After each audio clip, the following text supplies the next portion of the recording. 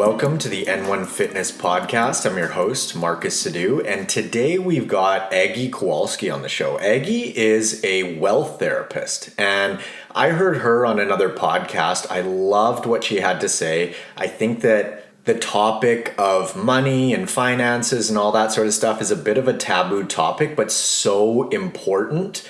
And so I wanted to have Aggie on the podcast. I reached out. She was happy to come on, and we had an awesome chat. I think there's going to be a lot of value for you guys in this episode, and I hope you enjoy it as much as I did. Now, if you're interested in personalized one-on-one nutritional coaching with me, you can head on over to the website at n1fitness.com/coaching and book a consultation with me. And without further ado, let's hop into this episode. Enjoy. Aggie, thanks so much for joining us. I'm really pumped for our chat today. Me too, especially now that I know you're Canadian. It's all over. A fellow Canadian. Yeah, exactly. Thanks for having me, Marcus. Well, thanks for being here. And for the folks who may not be familiar with your work yet, can you just give us a little bit of a background on yourself and how you got into all this mindset and money stuff to begin with? Absolutely. I was a therapist by trade. That was my job for over a decade. And what happened was I started to notice that I had an income ceiling. I couldn't get past a certain amount of money. As an entrepreneur, as someone who had their own service-based business, I couldn't get past a certain amount of money every year. And I started to get really curious about why. Why was that happening? I was just as qualified as other therapists. I was just, my clients saw results from working with me, but I couldn't get past certain levels. And I wondered what was going on with me. And I discovered this whole idea of mindset, scarcity mindset, poverty mindset. Anyone with their own business can probably relate on some level with that type of mentality. And I started to really dedicate my work and my studying and my business to finding out why. What were the patterns? What was going on subconsciously? And really weaving the patterning that I'd seen in therapy, emotional blocks and emotional mastery and all of that stuff, and how it fit in with this idea of money and money mindset, and how come some people could think rich and think wealthy and create all this stuff, and why some people couldn't. And the more that I did that, the more I was able to break through barriers for myself. And once I hit that, 6-figure mark that some people think is magical and other people think is enough to survive, there was a certain level of mastery and patterns that I discovered worked for everyone. I started applying it with my clients, and the rest is history. That's great. So I'd love to start with your thoughts on approaching money like a relationship or as if it were an actual person. I think this is a really valuable reframe for folks because money can be a little bit of a taboo topic, right? Absolutely. I think it's because it's something we interact with on a daily basis. If you were to sit and count how many times you think about money, touch your debit card, pay for something, it's countless times throughout the day. It's probably more than you see your friends, you see money, or you interact with money. And yet it's not a relationship we dedicate a lot of time to. It's something we have to do. It's something we feel like we have to do to survive. And often we're really disconnected from what it is. What is the energy that we're projecting onto this external thing that we're in constant contact with? And, it's really one of those relationships we don't get taught in school. If we do get taught something by our parents, it's usually dysfunctional. There's not someone going, here's a clean, clear way to interact with this thing that's going to be a huge part of your life. So I came up with this concept of using it just like, sometimes therapists will ask you to put your partner or your parent in the chair and talk to them as if they're there. Do the same thing with money. Put how you feel about money in a chair and start dialoguing with what you think, right? It sounds a little kooky, but it's about extracting from your subconscious what's already sitting there, not slapping something positive on top of it, but actually getting into what's underneath all the things you think about money. Yeah, and I love that you focus on our subconscious programming. So can you explain what subconscious programming is and then how it can either function for us or against us? Yeah, subconscious programming is basically belief systems that you hold that you're not conscious about. That, it's a bias. It's a bias you have about money. It's a bias you have about any topic. But in what we're talking about money, it's something that you believe and you didn't really, between 0 and 7 or 0 and 10, you took in information about money, about class, about where you sit in all of that, about success, about wealth. You don't really know where it came from, went into, the deepest parts of your brain. It kind of sits there and it comes out when you tip the waiter. It comes out when you have a negative experience paying your bills or get kind of sweaty if it's a big price tag. It comes out in these ways unconsciously because you haven't really looked at them. That's so interesting. And you also mentioned projection. So what are some of the most common things that we tend to project onto money? So we can project lots of different things. It really is going to be individual for each person. But common things is freedom. Money means I will be free. Money means I will have confidence. Money means people will respect me. Money means I'll never worry. Money means no one will challenge me. I'll have power, right? Or not having money gets projected, like not having a lot of money. The scarcity can also get projected. Someone without a lot of money doesn't have a lot of value. Someone without a lot of money doesn't have their life together. There's all kinds of things that we can project onto it, depending on our experiences. Like we assume you pay more, you get for what you pay for, or, that $1,000 item is going to be worth more than the dollar item. So that's a constant thing we could be doing. Those are some of the common ones. Yeah, that's so interesting. Now, you also talk about the difference between wishing or hoping versus believing. So what's the distinction that folks should be aware of around there? Okay, so wishing and hoping is like that positive thinking thing, right? Like if I just focus on being positive about this, it'll be positive. And there's some truth to that law of attraction stuff, but it doesn't work in a vacuum. It doesn't work by itself, because the thing that you'll actually attract is what you believe, which is your identity. Do I identify as a person who has money? Do I identify as a person who is wealthy and successful and confident? That's ultimately what you end up attracting, is that core belief. It's kind of like the layers of the onion, and what's really in the core is what you end up attracting. So to up-level that really takes, believing something different. How beliefs are made, we know this from all the personal development stuff out there. It's thoughts plus behavior equals beliefs, right? Thoughts create experiences that create beliefs. And so we then have to excavate what we already have as beliefs to be able to change them, right? To be able to identify what is the pattern here. To be able to believe something different is not a really simple task, just think positive or just, do something different. You have to do that repeatedly, when things are good, when things are bad, right? So the difference really is that hoping and wishing is more of a not super based in reality, right? If you want to create something in reality, like it's nice to have dreams, and those can be really motivating. Wishing and hoping can be really motivating, but if you want power behind that, you want energy behind that, then you really have to take a look at how is that belief getting created on a day-to-day basis. We know that we have 50 to 70,000 thoughts per day. How many of those are positive, truly? How many of those are lifting you up? And how many of those are dragging you down?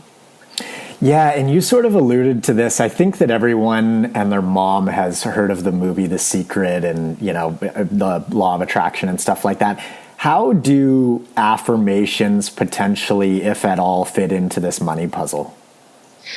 I think affirmations are kind of like the icing on the cake. Of course, you can brainwash yourself into anything, You can. For a period of time, you can do it. You can will yourself to do anything. But usually it's over a short period of time. Like, you can manifest stuff. There's like people want to manifest miracles, or they think positive for 10 days. It's really what's happening over a long period of time that matters. So affirmations are kind of like the sprinkling on top of this pyramid that you've built, because it makes you feel good. For some people, it's reading the Abraham Hicks, or, stuff that inspires them, that makes them feel good. So what you consume matters. What you think, what you speak, what media you take in, all of that consumption, just like food consumption and what you consume physically, really matters. What you consume mentally and emotionally really matters. So it's not a bad thing if you're giving yourself affirmations, but it's not necessarily going to change your identity overnight either. Yeah, that totally makes sense. And that's actually the same way that I talk about supplements, is supplements are the icing on the cake. Let's get the foundations in place first. So that sounds really similar. Now, can you expand on the idea of working smarter versus harder? And I kind of equate this to someone who uses nutrition for fat loss versus someone who uses purely exercise as a modality for fat loss, because the nutritional approach is a sustainable way to lose and maintain fat loss, but solely exercise is just not in the long run. So can you sort of expand on strategic work versus simply just working harder? Yeah, absolutely. Well, working harder creates more of working harder. Right? So kind of ironic. It begets the same thing. And this isn't about saying, not doing anything. Like, come on, we're not suggesting that you can do nothing in life and business and everything will come to you, because action is a piece of embodiment, right? And you get an idea, you process it, it sits with you, and then you start to take action towards it. And that's how you create something. So that's absolutely a part of it. But I think the word you use there is so important around sustainability. And you hear a lot of get rich quick schemes and overnight and 30 days to this or 10 days to that. And I think sustainability is the key. If you want to create sustainable income, sustainable wealth, and sustainable success, you need to take a look at how you're designed, right? You need to take a look at how you're designed, what your beliefs are, how you're conditioned to think about money, success, and wealth, and what actions you are or aren't taking on them. So you do need to diversify the things that you're doing and thinking and believing, just like you illustrated in that example of just exercise isn't going to do it. Just mindset work isn't going to do it either. It's a huge part of it, but there's always other elements, and the people who are looking for the get rich quick scheme or the lose weight overnight thing are escaping, right? They're escaping their day to day, and that's not sustainable. Escaping your day to day is not sustainable. You got to face your day to day. What's wrong with it? What needs to change? What decisions need to be made? What boundaries need to be put down? How can you be better supported physically, mentally, emotionally, so that you can stick with the things that you want for yourself and start making those changes day to day. So you're not running away from that day to day, dreaming to retire, dreaming till this happens, till you get enough money, so you can do the thing, right? It's really about suspending reality and starting to create that now internally, and so that it can manifest for you externally. I love that. Now, I'm curious, with your clients, do you always focus on making more money, or do you also like to see how folks are spending and modify things from that angle as well? Yeah, we look at all different kinds of things. Most people come for earning. Most people are drawn in by what they think they need, which they think they need more money, or the way that they're earning. What they want to change the way that they're earning. So they don't want to work as hard. They don't want to give away so much. So what we're really looking at is how we're going to reclaim our power over our lives and over money. So some people are giving away their power to money. Some people are projecting all their power into money. So we're looking at how to reclaim that. And that it does include spending. Sometimes we're spending unconsciously the same way we're eating unconsciously, where we don't even know, where did the paycheck go? Where did all that investment go? We don't know because we're not making conscious decisions about it. And I really like to use human design in decision making. I don't know if you've heard of human design, but that's a part of one of the tools that I use as well, which I find really powerful in making decisions, but taking that power back so that you're making decisions consciously, so that you're spending consciously, you're saving consciously. A lot of those things have to do with self-worth. People who can't hang on to money, like are always spending it, never saving it, are really, and I was one of those people until I started doing this work. They were really giving it all away. And they didn't think about tomorrow. They didn't think about what was going to happen 10 years from now. Or it was the reverse, where all they thought about was the end and they weren't going to enjoy the process. Right? So this is about balancing those things out and finding out, like, where am I losing myself in this? Where am I not conscious in these parts? Right. Now, you mentioned the human design thing. Let's delve into that a little bit. What's that about? So human design, anyone who's listening can go check out their human design at mybodygraph.com. And that's not my site. That's the general site for discovering what it is for yourself. And it's basically a genetic blueprint that looks at a combination of factors that have to do with your birth date and time. So there's an astrological component, there's a biological component. And when you look into it, it's an experiment that you can try. Nobody that talks about human design tells you this is going to work for you. Whoever tries it discovers, wow, this is really accurate. It's one of those tools where you're like, wow, this is really accurate for me, because it tells you how to make decisions and what your strategy and authority is in life. So, for example, some people will be able to initiate things in life. They will say, I'm going to do this project and I'm going to make it happen. Other people have to respond to life. Other people cannot initiate things. They have to have someone like Marcus or myself say, hey, there's this thing that I'm teaching. Are you interested? And then they see what resonates with them, and they respond to it. And a lot of it has to do, interestingly enough, Marcus, that we're talking on this fitness podcast about mindset, because so much of mindset has to do with response. So if your physical health is not correct, you don't know what's right for you, because your body can't properly respond. You can be, when you're healthy and you're physically in check, you will be able to stand in front of another person and you'll be either drawn to them or pushed away. No judgment. You'll just be able to notice that awareness in your body. When your body's not in physical health, it's very hard to read what's going on. And what you end up getting stuck with is a mental agenda, which you can't trust. That's super interesting. It changes daily. Right. That's super interesting, because just the simple act of taking care of yourself, paying attention to what you're putting into your body is going to make you more in tune. And I think that one of the traps that people fall into a lot is, if they've never really looked at all of this health stuff from a physical, mental, and emotional angle, they don't know how good they can feel. And so it's tough to be motivated to just, be like, well, I think I'm going to feel better, right? But if you don't actually know how good you're going to feel, and without experiencing that, it's harder to take that action. 100%. And one of the top things that entrepreneurs and service-based providers who work with me come in with is they're tired. They're exhausted. They're burned out. They're in adrenal fatigue. So they can't make correct decisions. They don't even have the allocation of energy to make money.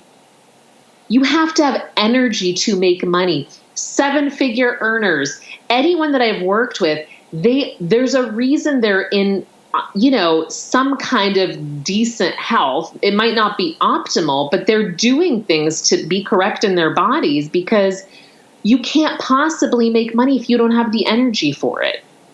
Absolutely. Yeah. And so many of the, big entrepreneurs these days that are making some serious things happen, I mean, they have their morning routines and they take care of themselves first and they have that really dialed and they set themselves up for success each day and then they go about their business. Exactly, because it makes them available for it, right? And energy is one of the biggest pieces of mastery around making money. Like being in your energy, being in the correct energy for you, not pushing, not forcing, but being in what's correct for you. You know, some people will tell me they don't like money or they don't like want to sell or they don't want to, they don't like the feeling they have around money. It's all energetics, right? Because it's a reflection too. It gets reflected. Whatever is going on with your income is going on with you on some level, right? On some level, it's okay to be living this way. It's okay to be living at this income level. It's okay to be earning this much money. Or it's okay to be in this body that you have. On some level, you're agreeing with it, right? And you know, for some people, that's a matter of circumstances that weren't necessarily, you know, ones that they chose. And it's about reclaiming that power. Absolutely. That's awesome. Now, I'm sure this is going to be different for different folks, but in general, how does a healthy relationship with money actually look? It looks balanced, right? It looks balanced.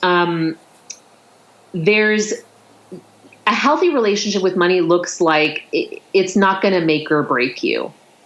That next deal isn't going to make or break you. That next paycheck isn't going to make or break you. It's balanced. It's like we can talk. I can sit down and look at my bills and there's no charge for me. We're at neutral. I can be excited because I got a new client, or I can be disappointed that something didn't happen, but I can find my way back to neutral, and it's not ruining my self-worth in the process, nor is it like building me up so much that I don't know who I am and I'm just all ego because I made so much money, which we see a lot, you know, in the world of entrepreneurship as well, but that it's somewhere in the middle. It won't make or break me. It's nice. It's nice if I have it. It's coming back to me, right? It's circulating. I'm not just giving it out. I'm not just taking in, but it's going in that healthy cycle of circulation. If we're not circulating, we're static and things are going to be stuck. That totally makes sense. Now, for folks who aren't familiar with the language like a charge, or, you know, they might look at a bill and feel some sort of emotion, and it might rile them up or be a charge. Can you just explain that a little bit? Yeah, basically a negative or positive emotion would come up around, you know, $200 at Whole Foods, or, you know, or getting a bill in the mail that you didn't expect that suddenly makes you clutch your heart, or being given a price tag. So that's giving you, your body is physically responding and it's telling you it's upset or it's worried or it's happy or it's, you know, ecstatic about something, but it's giving you information, which we then call a charge. It's either a positive information or negative information based on your perception. And the goal would be to get yourself out of the charge and into a neutral place so that you can then respond, not from a mental agenda, but from what's correct for you. Yeah, that's a cool distinction also on the positive end of things with the charge, because if, you know, gamblers are familiar with this, like when you win money, holy shit, that feels good, right? Yeah, absolutely. There's a high to that feels really good. And it's good to feel good as long as we're not addicted or sacrificing that wellness, you know, for that charge. Sure, it feels good to make money. It feels good to work out, but it's also can be a way of avoiding things if we're not careful.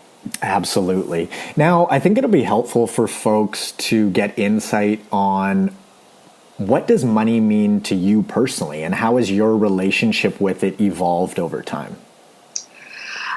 Money used to mean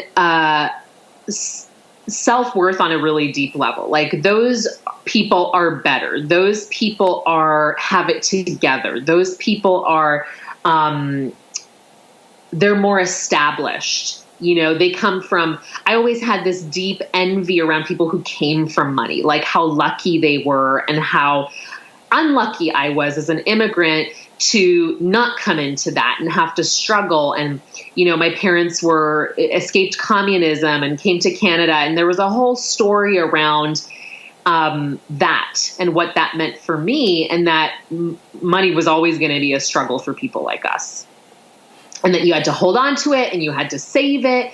And it had this tremendous amount of power. My parents were not around because of money.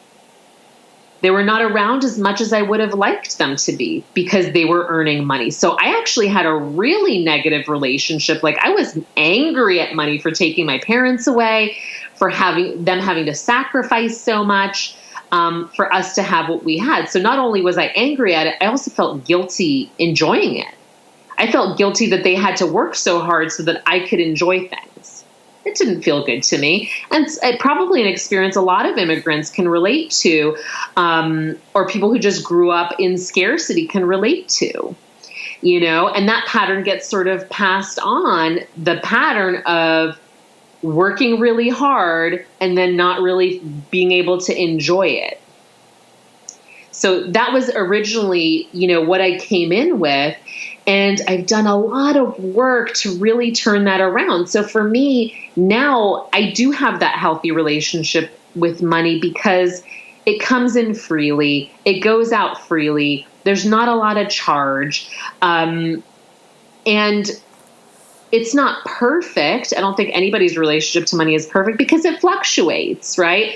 It fluctuates, but what's different is my own resilience to that fluctuation has changed. And my own belief around what I can earn and what's possible for me has changed. Because when you hit those certain marks, you realize, oh yeah, all the things I thought were going to happen when I hit that mark, they didn't matter as much as I thought they would.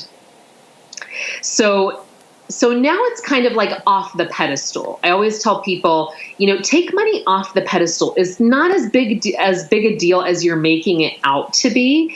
And that's all the perception stuff. So I would say now money is off the pedestal. It's a regular part of my life. It comes and it goes and it comes and it goes, but there's no stuckness for me anymore. And so that to me is what's healthy. And fun about it. Like, I can have fun with money now. And I can be organized with money now. And there's just no blocks around it. Wow. Thank you for sharing that. That's super powerful and really inspiring for folks too, because we talked about charges, a bunch of really strong charges around it, and almost these conflicting ideas, right? Because it was tied in with your parents and spending quality time and all this sort of stuff. So there is a lot of stuff around money, potentially for folks to look at. Yeah, there's a lot to unpack, right? There's a lot to unpack, and what gifts mean to us. And some people, that's their love language, right? They love to receive gifts.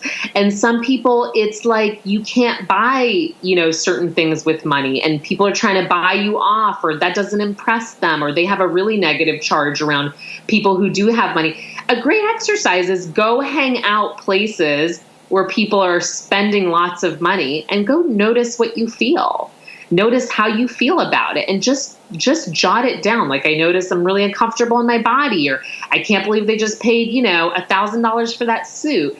But just go observe and notice what's happening subconsciously for you. It'll start leading you down that path to discovering and healing that money story.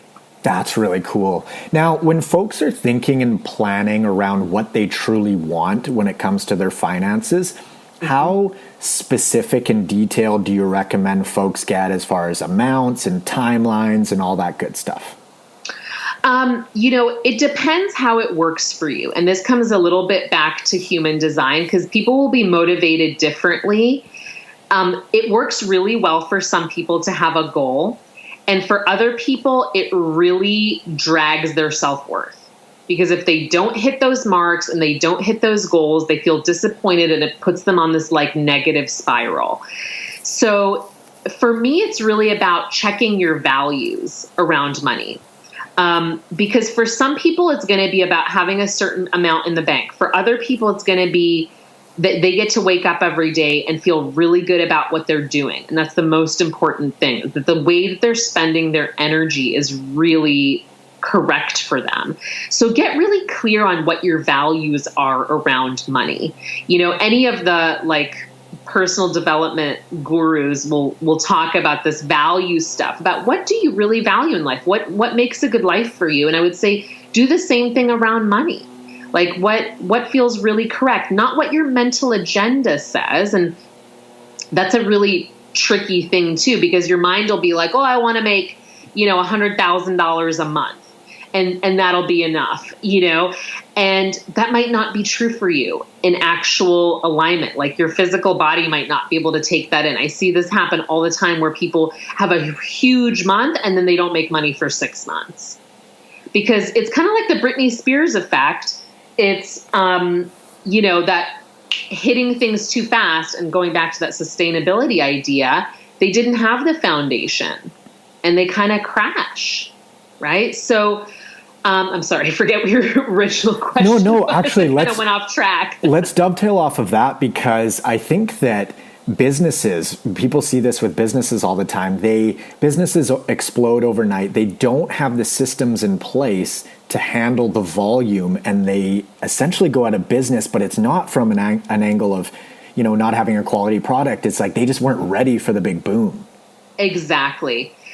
Because their mindset really wasn't ready. It's like the top thing they say about lottery winners, right? It's or one-hit wonder songs. It's like their mindset was really not ready. They weren't nurtured. I mean, look at Beyonce as an example. Like, she's been nurtured in that industry for a very long time with really smart parents who are really supportive and, held her in that space over her entire life. I'm not saying you can't create wealth and success at any age you can. But the difference is that mindset being built over time and not crashing because you made a lot of money. And that can be sabotage as well, right? You can be in a pattern of boom and bust or feast or famine around money and success as well, because that's what you saw growing up, or a part of your subconscious just wants you to remain where you are, so you'll just keep going on this roller coaster. And emotional mastery is a huge piece to being successful at anything, whether it's your physical health or your business.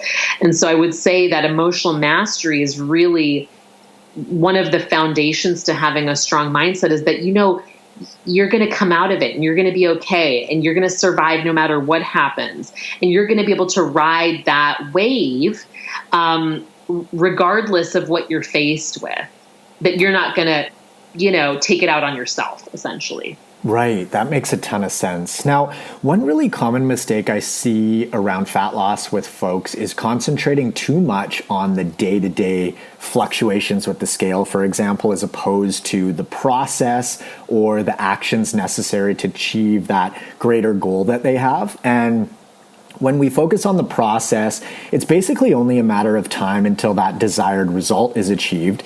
Is this something that you see folks do with money as well, as far as getting so wrapped up in the day-to-day stuff as opposed to zooming out and looking at the big picture? 100%. I would say that hugely comes up around debt for people, right? They're so focused on debt, and debt attracts more debt. The more you focus on stuff, the more you attract it. Unfortunately, is true also for when you're in debt or you're in scarcity, or, the more you focus on the weight you're not losing instead of what is going well. Absolutely. It's such a huge piece of sabotage. And I think, that's why we need support, because our mental agenda will take over. That is the reality, is we can't trust that mental agenda. It's just categorizing. It's just telling us what we've already experienced. It's not going to bring in anything new. It's not going to draw in any new conclusions. It's just going to keep bringing us back to what it already knows. So I absolutely see people do that with money. I'm still not there, or I'm still in debt, or but this is still going on, versus focusing on what they can do, that they're doing the process, that they're doing the correct actions to get themselves out of debt or earning more money. Our brain doesn't really like denial. It doesn't like us to deny ourselves things. So focusing on, I had a client this morning call in who was like, well, if I could just focus on not doing X, not spending this much money, which is fine. You want to stay within some kind of budget for yourself that's reasonable and be spending consciously. But thinking that you can deny yourself for 12 months and live on, some tiny amount of money is going to create that desperate urge to rebel from that. It's going to want to rebel. It's going to want to spend all the money. It's going to say, screw it, because we're not built to deny ourselves. We're not built that way. Give yourself more and more of what you need, which is positive reinforcement. Like the things that people look for in money: respect, recognition, freedom, pride, like feeling proud of themselves, feeling powerful, feeling attractive. Like these are all things people look for in money. Start finding ways to give yourself that now, so you can stop focusing on what you don't have, right? So that you can stop focusing on denying yourself, because it's not a great way. Like when people come to me and say, I need to save more money, I'm like, you need to earn more money. Because you keep spending, let's say, an extra $20,000 a year because you're under earning. Gotcha, most of the time, that's the case. It's not that they're overspending, although there's cases like that as well. But most people are under earning for their lifestyle. Yeah, it's interesting mentioning, focusing on things that you want to create as opposed to what you don't want to create, right? And I'm drawing a lot of fitness parallels because there are so many with money and nutrition and health. So I find that some folks will focus so much on the foods that they quote unquote can't eat, as opposed to having more of an inclusive mindset and being like, well, look at all of the things that I can cook. 100%. So you want to be looking at changing the pattern as the most important thing. Like, what's your mental pattern around this, right? If your mental pattern is focusing on the debt, or, looking at what other people are doing, or looking at how other people are looking, what 5 things will break the pattern for you? Take a minute right now as you're listening to this podcast, if it's around money or it's around physical health, write down the pattern you want to break and 5 things you can do to start breaking that pattern. Because it disrupts, when you disrupt that pattern, you take away the momentum and you start creating a different pattern. And that's what we want to gain momentum. You start going through this list of 5 things. Okay, you get bored of those 5 things, make 5 other things that are going to break the pattern. Keep forcing your brain to grow in that way where it's looking for more possibilities, more ways to make money, different ways to attract an audience. Keep giving your brain that challenge, because that's what it likes to do. That's when you're using it for what it's designed for. It's not designed to build your self-esteem. That's awesome advice. And I want to shift gears a little bit towards the concept of selling, because I think it makes a lot of people uncomfortable. And we think of like the greasy used car salesman sort of vibe when we think about sales. So how do you recommend folks think about the concept of sales and selling in a new way?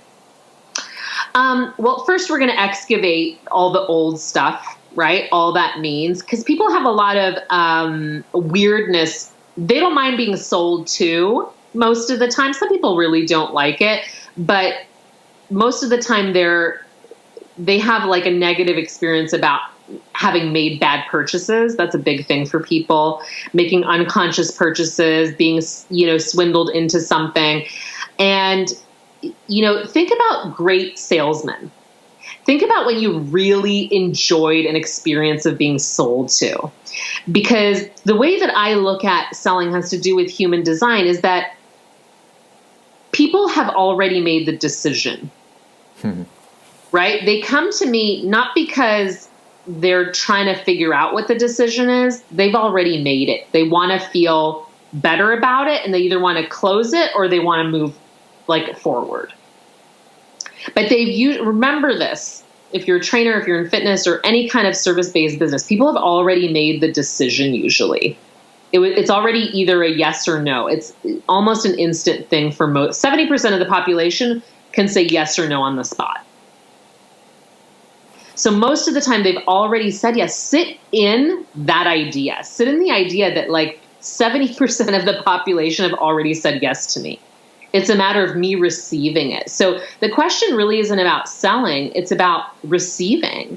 And am I okay with people thinking I'm great and I don't have to convince them, and we're just here to chat and we're just here to see how I can help them, and if it's a fit for me or not, right? thinking about more what's going on in your body when you're selling, what's going on in your mind when you're selling. Oh, they're going to think I'm sleazy, or they're going to think it's too much money, or they're going to think this, or that's all your perception. If you can go in neutral and just pay attention to what's going on, you're going to have fun. You're going to have an interesting experience. You're going to see what happens. So I would say excavating the past about selling, and go with this idea that they've already made a decision. And you know when somebody's already made a decision that's a no, and they get on the call with you and you're like, why are we here? Totally. You don't want to do this, right? Or why haven't you signed the paperwork? Because you already said yes, And knowing that is kind of half the battle. Is you don't have to convince anybody. It's a physical response. They're either drawn to you or they're repelled by you. It's pretty simple. So don't make it so complicated, I would say, in terms of subconscious stuff. Clear out so you're not coming in with any biases, and you should be okay. I like that simplistic approach. And I think that, it's not just entrepreneurs or whatever that are selling. Like we're no matter what job you have, we're all selling on a daily basis. And the simplest way that I've thought about it is essentially just telling the truth, like just being honest. And it's like, that's all you really need at the end of the day. 100%. There's nothing to worry about when you're telling the truth. And if you're not at a place of self-worth and self-value that you're happy with, and you feel like you're trying to convince people, that's something important to look at. And you can do mindset work around that. Why don't I feel that I'm the best at this? Why don't I feel like they're going to get their money's worth? Like, ask yourself those questions, because the number one thing that holds people back from being visible is they're afraid of being challenged. They're afraid that someone's going to say, you're full of shit, or you don't know what you're talking about, or this didn't work for me. Get those rebuttals ready for yourself now so that you can stand your ground as the authority, and the onus will be on them to create the result. Yeah, that's really cool. I've had that experience with just sharing stuff on social media. So it's like, oh, should I share this post? Should I not? Am I going to get this rebuttal or that one? And, as long as I feel good about it, I'm totally okay sharing it. But I think that's great advice as far as getting those rebuttals prepared in a rough way, at least beforehand, so you know just where you're at. Well, and it's more about the rebuttal exercise is really just about your energy being calm and clear and receptive for putting it out there. So you're not putting out in fear or desperation or panic or nervousness about how it's going to be responded to. You getting comfortable with the truth is the most powerful way to sell. Love that. Now, I also love your idea around taking full responsibility for your money. So can you explain why you recommend that, and then how empowering that message should actually be for folks? Yeah, taking responsibility is huge. I think depending on, how you grew up and what your money story was, because some people will have the experience that they're over responsible for everything. They don't surrender to anything. They don't let anyone help them. So that you can have that end of it too. But most people are ignoring things about their money. They're avoiding things about their money. And it's a scary topic that nobody educates us on. So it's important to acknowledge. So you start with acceptance. Like, I accept that I haven't looked at my savings account, or I have no retirement, or I haven't paid this bill for 3 months, or or I've been under earning. You want to start with like accepting what is, right? And that's the first step of taking responsibility, and you reclaim your power, because things that are avoided or ignored or pushed to the side drain you of your power and your energy. And it prevents you from being able to have not just the physical energy to attract, but the emotional energy to attract those things, to make yourself attractive and to be that vacuum that then gets filled, right? So whatever you believe in that is bringing in these new opportunities is looking for a vacuum. It's like, anything fills the vacuum. If there's space in the grass, another seed will grow.